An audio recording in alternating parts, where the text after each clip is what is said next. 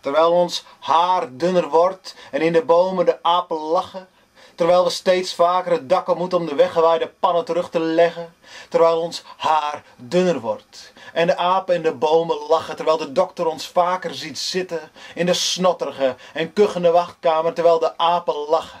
Terwijl de een na de ander sterft en zijn daden niet meeneemt het graf in, blijven de apen jong en lachen. Terwijl de boeren en scheten je overal heen vergezellen en je darmen en longen slijten. Terwijl het beschutte plekje onder de bomen lokt. Lachen de apen om de kracht die weglipt uit je appelschillende handen.